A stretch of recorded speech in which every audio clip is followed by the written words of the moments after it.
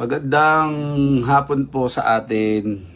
Napalive po ako kasi may nakita akong post ni Sanrio ng CFD ng mga Kultoliko. Sabi daw niya, yun daw yung offering. Dahil ginagawa naman yata siguro nung panahon ng nasa Biblia kasi. Wala naman dong masama eh. Walang masama. Ang aking tinututulan dun, bakit sa panahon ng pagsamba nyo, ipinapasok nyo pa yung mga gulay, kung ano-ano.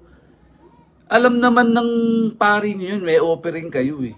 At pwede nyo namang gawin yon sa labas o pagkatapos ng pagsamba. Isulat mo yung pangalan ng mga naghandog ng offering na yon.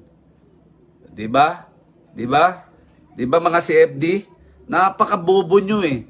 Alam mo, ikaw, kayong mga pare, kayo. Tuturuan ko kayo ng tama. Gumagawa kayo ng simbahan, 'di ba? Gumawa kayo ng simbahan. Yung simbahan, di kayo papayag na madumihan 'yon, 'di ba? Eh bakit ganyan na yung asal ng pagsamba nyo? May gulay, may mga pagkain. Tapos sasabihin pa ng itong si FD, si Bading, si Sanrio, sa si Garcia. Eh huwag kang makialam, yun ang handog ng mga kusang loob eh. Wala tayong pakialam dun, hindi naman natin yung debosyon ng mga tao eh. Yun yung paglilingkod nila eh. Ang inaano ko lang, paano mo isasabay? Alam mo, ako yung Katoliko, sumasamba, nananalangin ako. Nananalangin ako sa bato-bato sa langit ng rebulto nyo. Ha? Tapos may dadaan na kalabaw, ipinapasok yung gulay, kanin, kung ano-ano yan. Paano na solenno ng aking pagsamba? Ha? Sige nga, mga Katoliko, mga pare, nasaan ang hustisya dyan?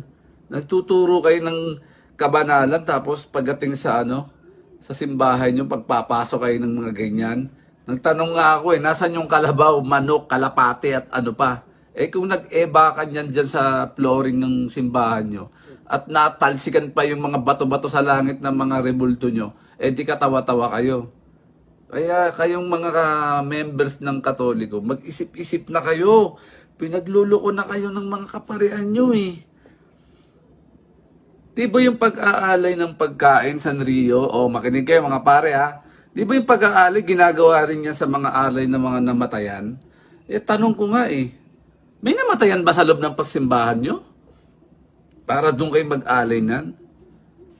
Yun yung mga raming tanong na papasukan ko sa inyo.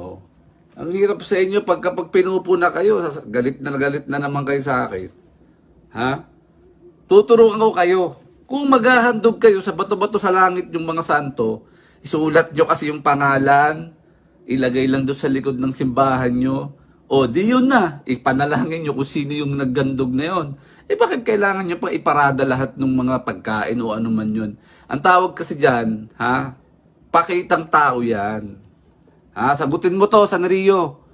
Oo, tinatanggap ko siya sabi mong offering. Pero hindi ka tanggap yung ginagawa ng kaparian yung mga kalokohan na yan. Panluloko na yan eh. Dumaan yung maraming bagyo, hindi nyo ginawa maglingap sa mga tao. Tapos pakikita nyo ng ganyan, naglilingap kayo sa simbahan nyo. Hindi nyo magawa nga eh. Hindi ko kino-question yung mga devotion ng mga Katoliko. Wala akong inaano dito Yung aral nyo pa iba-iba. Sagutin mo yan, Sanrio. Magaling ka sa debate, di ba? Ulitin ko. Hindi ko kino-question yung mga devotion nila, handog nila. Pero sana naman, igalang nyo yung simbahan nyo kahit hindi ka galang-galang. Igalang nyo naman. Baka kasi yung mga pare, eengot-engot, baka yung kalabay ipasok nyo, baka mag-eba ka, matalsikan pa yung santo-santo bato nyo. Sagutin nyo to Okay, bye-bye. Masasabi natin ang Iglesia ni Cristo na nagsimula rito sa Pilipinas, sinimula ng isang Pilipino at itinataguyod ng angaw-angaw ng mga Pilipino ay tumayo sa kanyang sariling paa.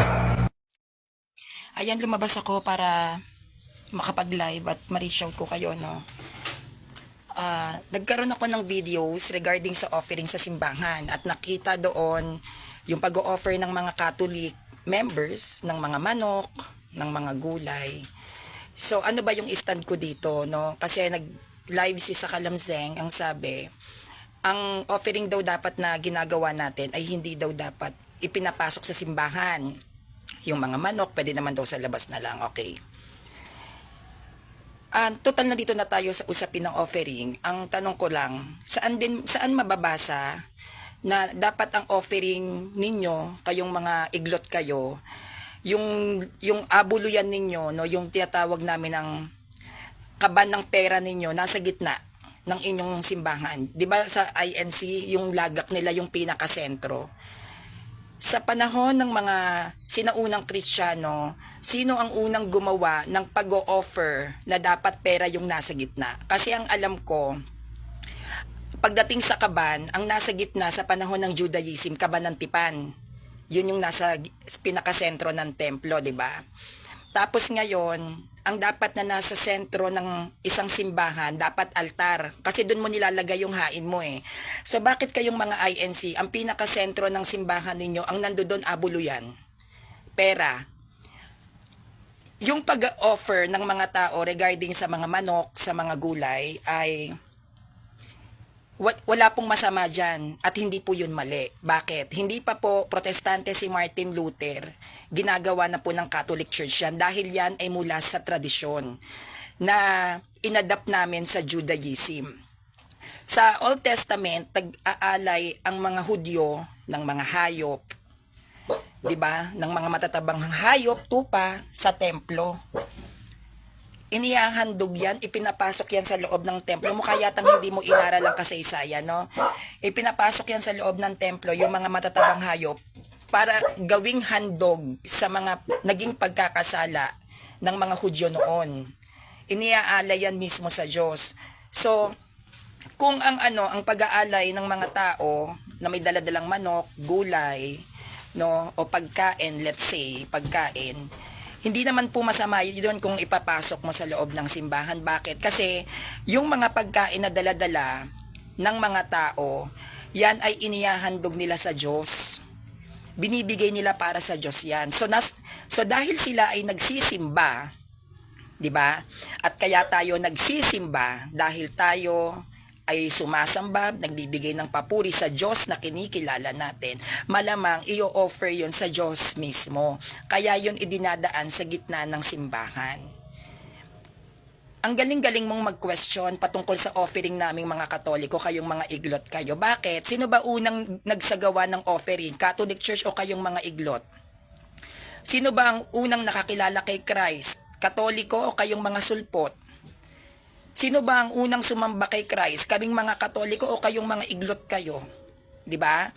Ang wiwirdo nyo nga eh. Imagine niyo sinasamba nyo si Kristo bilang bilang Diyos o bilang tao? Saan nyo sinasamba si Kristo? Sa pagiging Diyos o sa pagiging tao? Kasi pag sumamba ka sa tao, pagano ka? Dahil ang pagsamba ay ibinibigay lamang yan sa Diyos mismo. Hindi ka pwedeng sumamba sa tao. Kasi kapag sumamba ka sa tao, pagano ka?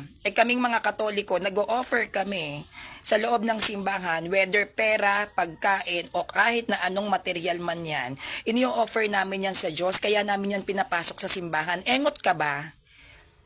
Ang pinakasentro ng Catholic Church, altar. Ano ba ang ginagawa doon sa altar? Doon inilalagay yung mga handog.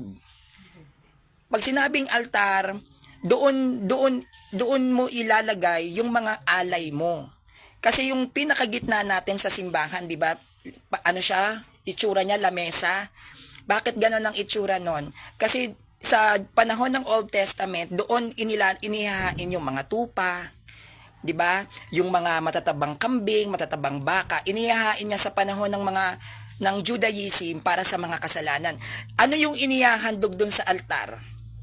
Ano yung inihahandog doon? Kung titignan nyo yung kung paano tayo nagsisimba, hindi ba body of Christ? Nandoon yung body of Christ, nandoon yung blood ni Christ, doon sa pinaka-altar. Bakit? Kasi siya yung naging alay. Ang katawan at dugo ni Kristo ang naging handog para tayo ay matubos sa mga pagkakasala. Kaya yung mga tao, kapag pumapasok yan sa simbahan, dadaan yan sa gitna, may dala-dala silang mga prutas, pagkain, o kahit na ano pa yan, saan nyo nilalagay? Hindi ba doon sa sa tapat ng altar. Bakit? Kasi inihahandog nila yan sa Diyos. Bakit mo hindi ipapapasukin sa simbahan yung mga alay? E di hindi mo inalay sa Diyos yon. Eh yung pag-aalay natin, tayong mga Katoliko, pag tayo ay nasa simbahan, sa altar yon. Sa altar yon. Yun yung doon tayo naglalagay ng hain. Palibasa kasi itong mga INC na to, sa inyo kasi pwede pere. Mga mukha kasi kayong pera. 'Di ba yung pinakasentro ng simbahan ng INC, ano nasa gitna? Pera. Kasi pera-pera lang kayo, hindi talaga kayo tatanggap ng mga manok kasi hindi kayo yayaman diyan eh. Hindi kayo kikita diyan kasi korporasyon kayo, negosyante ang founder nyo. Negosyo kayo. Hindi nyo maiintindihan ang mga tradisyon ng mga sinaunang Kristiyano kasi wala kayong sinaunang Kristiyano. Hindi nyo maiintindihan yung mga pamaraan ng pag-o-offer ng mga Katoliko sa aming simbahan kasi wala kayong Bible scholar, wala kayong history. 1914 lang ang history mo sa Kalamseng. So how could you or how dare you na magturo na mali ang way ng Catholic Church pagdating sa offering? Eh wala pa si Felix Manalo, ginagawa na yan. Sa Kristan pa lang ang founder nyo na si Felix Manalo, ginagawa ng simbahan yan. Kaya dapat lalagyan natin ng utak. Ang lahat ng bagay, mapapagkain, material o pera man, iniaalay yan doon sa Diyos. Kaya yan po ipinapasok sa simbahan at inilalagay yan doon sa altar. Doon namin yan inilalagay bilang alay namin sa Diyos. Kaya kahit na ano pa yung i-offer mo, mapadamit, dahil halimbawa, nagsabi yung pari namin na may mga nasalanta o may mga nasunugan, yung mga gustong mag-alay, pwede kayo mag-alay ng damit, inilalagay yan dun sa tapat ng altar. Bilang hain na Lord, itong dala-dala ko para sa iyo to. Dahil gusto mo tumulong kami sa mga tao para sa iyo to, Lord. Nasa tapat yan. Iniaalay namin yan sa Diyos. Kaya kapag ikaw mag-aalay ka sa Diyos, saan mo siya idadalhin sa labas? Di hindi mo inalay sa Diyos. Bakit? Dapat sa loob ng simbahan. Bakit ka ba nagsisimba? To worship God. And we all know that Mass is the highest form of worship. Ibig sabihin, nandoon talaga ang Diyos sa loob ng simbahan dahil nandoon ang Eucharist eh. Paano mo iaalay yung gusto mong ibigay sa Diyos kung nasa labas?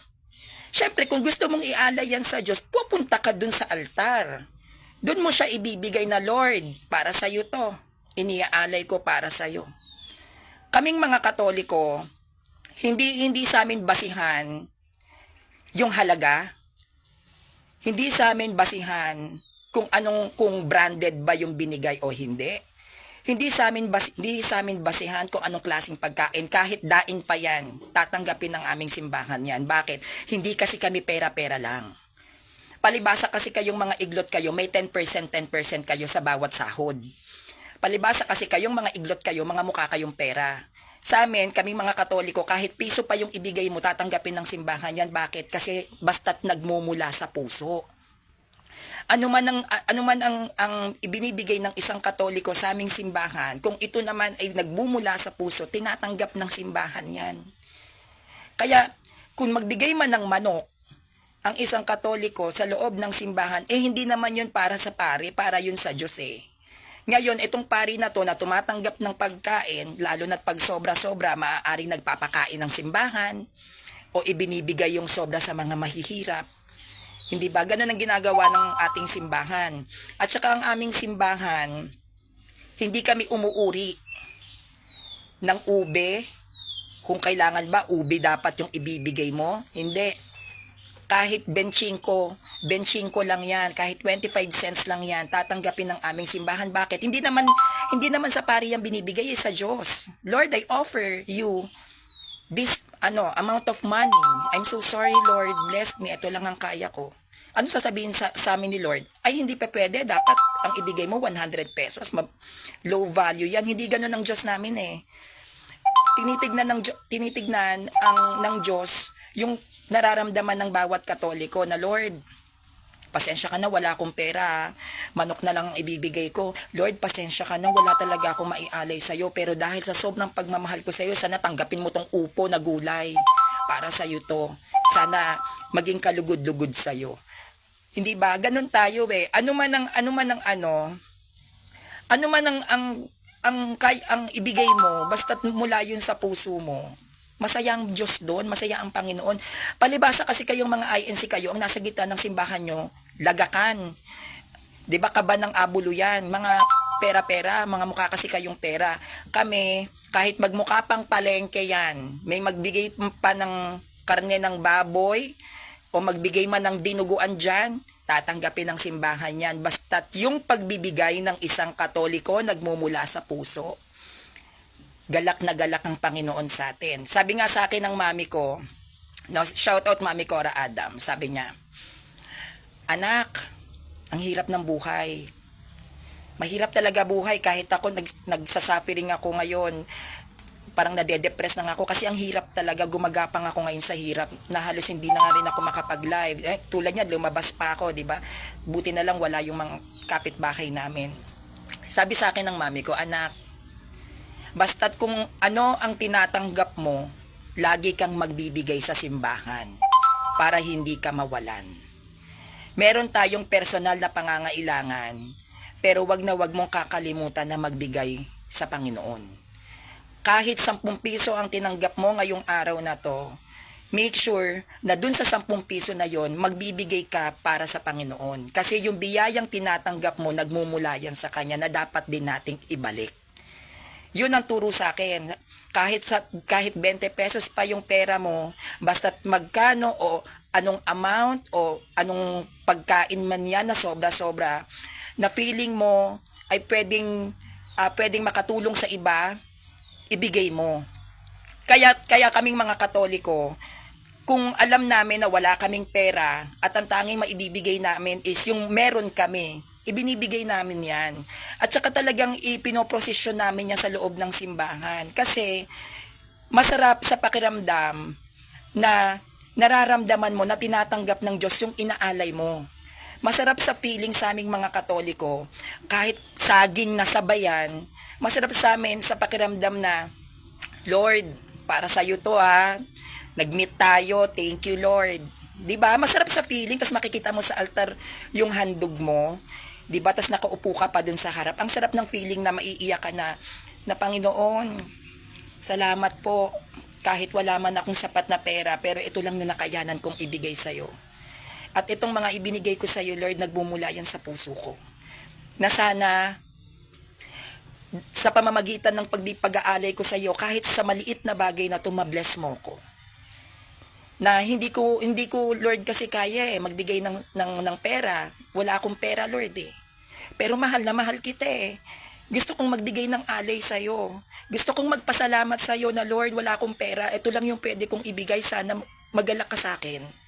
Matuwa ka sa akin. Kaya Lord, itong simple, kahit isang pirasong saba na saging pa yan, itong saging na saba na to, Lord, para to sa iyo. Sana i-bless mo ko at lagi mo kong iingatan. So what's wrong? Anong masama? Sa Old Testament, nung wala pang Christianity, ano ba ang pinapasok sa loob ng templo? Hindi ba mga tupa, mga baka, mga kambing, iniaalay yun sa loob ng templo ng isang ng punong pari. Doon inaalay yon para sa kanilang mga kasalanan. Minsan, ang mga tao, lalapit sa isang high priest, kakausapin yung high priest na pwede mo po ba kaming pwede po bang idulog mo sa Diyos ang aming pagkakasala. Kasi yun yung form ng ng confession noon Yung form ng confession noon is magbigay ka ng pagkain ng hayop para ma-forgive yung sins mo. So, maglalagay sila ng hayop doon para sa loob ng templo para i-offer yung mga sins mo. Sa atin ganun din. Pero hindi naman i-offer para sa kasalanan mo. It's just a thanksgiving to the Lord na pwedeng may blessings na dumating, or pwedeng devotion niya yon, or pwedeng yun lang yung meron siya.